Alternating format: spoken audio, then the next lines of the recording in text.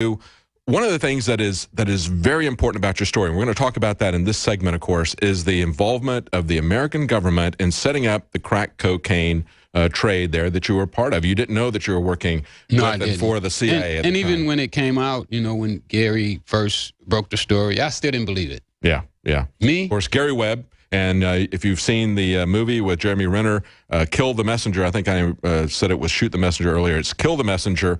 A very, very good movie. They kind of leave it a little bit open there at the end. They imply that he committed suicide. We don't believe that he committed suicide. We can talk to you about that. But I want to, before we go to that, I want to talk a little bit about prison, some of the things that are going on in prison. There's this article from the Electronic Frontier Foundation. Of course, they get involved in defending digital rights.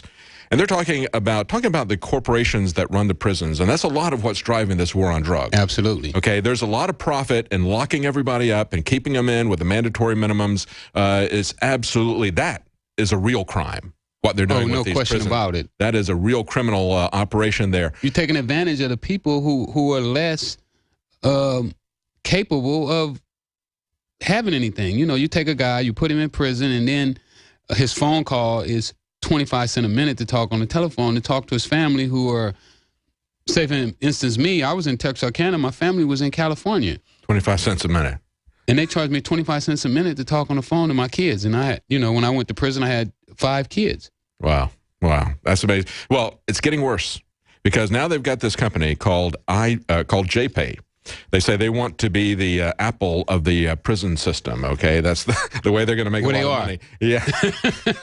They're going to give you, they say there's an extra charge. It's not going to show up on your credit card, but it's the fact that you're surrendering to them your rights to letters, to pictures, to video, to any form of creative expression. That's the user terms of contracts that you have to sign with these people who are going to be running the prison email and phone systems there. They say you acknowledge that JPay owns all the content, including any text, data, information, images, or other material that you transmit through the service. So, for instance, if you wrote a poem and you sent it to your mom, okay, they own that, so you couldn't publish that. Wow. But listen to the way that they applied this, Rick. They had person, Valerie Buford, was running an internet campaign to get her brother, Leon Benson's murder conviction overturned. In August of last year, she used JPay to record a 30-second videogram thanking his supporters, asking them to attend an upcoming hearing in his appeal. He posted it to Facebook. When the prison staff saw it, his access was suspended, and according to the Indianapolis Star, he was disciplined, sent to solitary confinement, and stripped of good time days. Why? Because his sister had put a video up asking people to support his hearing. To justify the discipline, they said it was because they were enforcing JPay's intellectual property rights. Yeah. So they put him in solitary confinement to support. I've been through that too before while I was there. Not on the internet, but over the telephone. If you say something over the telephone or do something over the telephone that they don't approve, you know, we used to have what they call freedom to talk to the press. Yeah, yeah. Well, they've taken that after 9/11. They took away our freedom to speech, where the news can't come down unless the warden okays it. So I know exactly what they're talking about. We did interviews with Barrett Brown, who is a political prisoner, in my opinion, up in Dallas. We did a phone interview with him. We were in correspondence with him with email, and they subsequently took down his email, took down several of the other political prisoners that were there as well. Well, you know, Alex tried to come and see me in Texarkana, and they said, no way. Yeah. Wouldn't let him in. Wow. So I'm totally familiar with that system. I mean, it's really crazy, you know, that you would strip. I mean, it's one thing, the judge sentenced you to prison to do time, but it's a whole nother thing when they strip you from your family, strip you from the ability to correspond with the world. I mean, everybody should have the right to go on Facebook and plead their innocence.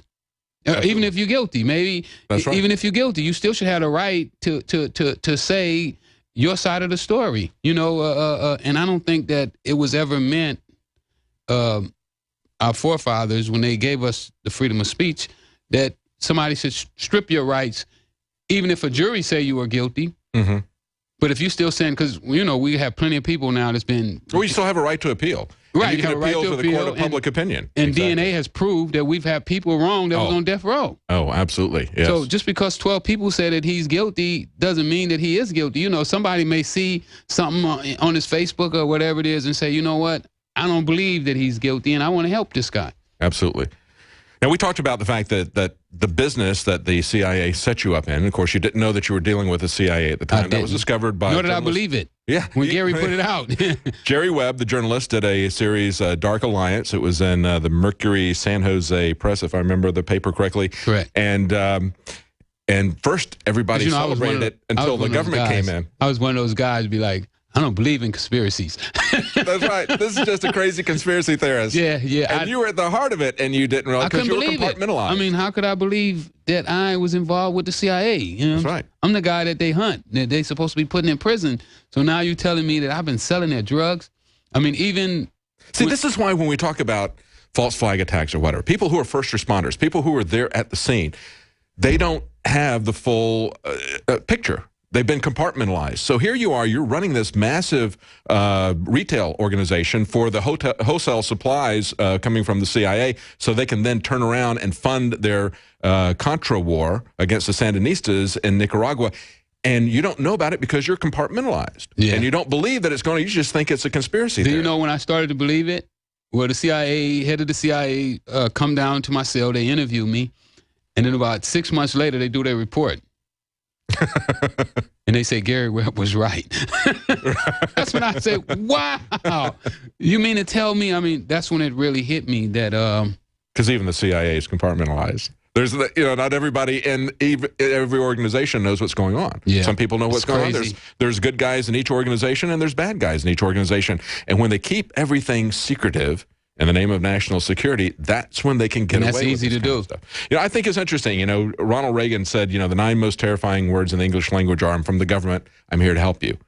Throughout the 80s, we heard the government say, we're going to keep you off of drugs, just say no. Yeah. But then at the same time, Ronald Reagan and Ollie North are coming in, and they're helping you to sell the drugs. Okay, hi, I'm from the government, I'm here to help you set up a crack cocaine operation. Wow. Right? That's what they're doing. It's really weird and scary. Yeah. At the same time, to think that all these years I thought that I was anti-government and doing something against the system, and then I was actually helping the system. Mm-hmm. And and now that you see so many young black men in prison, and just Americans in prison, we have 600,000 black men in prison for nonviolent offenses, and then we have another probably 500,000 or 600,000 just citizens of this country that are in jail for nonviolent drug offenses. You're talking about some billions that we have just sitting there where they're just warehousing people. A lot of money.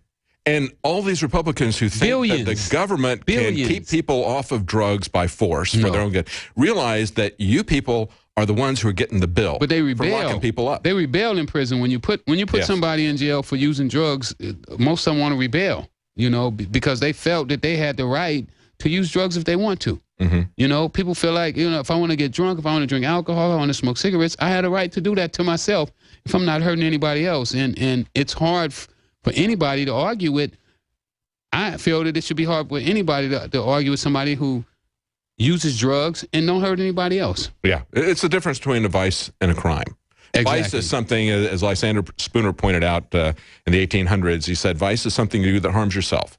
A crime is something that you do that harms other people. And but of course, we understand that this is to push the government's agendas. They have every one of the things that we're seeing now come to fruition, all the internet surveillance, all the collection of your information, all the loss of your due process, the government just being able to steal property without even charging people the crime. All of this stuff started with the war on drugs. It's getting worse with the war on terror. But it all started with the war. Where they need search warrants to search you, where they could just go through your bags and go through your car. They could just pull you over now on the highway and just go through your car. Back in the old days, they couldn't do that. And none of this is changing because we look at Afghanistan, and as we were talking during the break, they had, under the Taliban, before the U.S. government went in there, they were only supplying about 10% of the world's population of opium, and opium products. Now, it's well over 90%, and every year they've got a bumper crop. Listen to this article that just came out from AP. It says this is in Afghanistan. They say the cash crop of the Taliban in the scourge of Afghanistan is the country's intractable opium cultivation. This year, many Afghan poppy farmers are expecting a windfall as they get ready to harvest opium from a new variety of poppy seeds. Huh. Okay, now here's how they describe it. The plants grow bigger, faster, use less water than seeds they've used before, and they give double the yield of opium. And here's the kicker, Rick. They say no one seems to know where the seeds come from. You think maybe they come from a big ag lab or something? They got a lab over in Afghanistan, right? That's right. I mean, here we are. You know, this looks like something that's being refined. And of course, it could be done by some body that's not connected with the American government. But nevertheless, we've seen troops guarding the fields. We've had Geraldo Rivera point that out. We've played that clip over and over again, and we know what's happened there.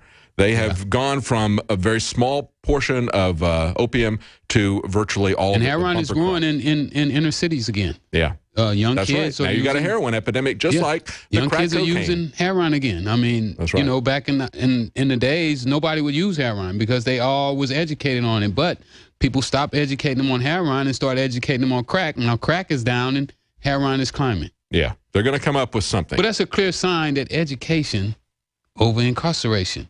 Mm-hmm. Mm-hmm. Absolutely. Education over incarceration. And medical treatment and addressing people's needs. Spiritually.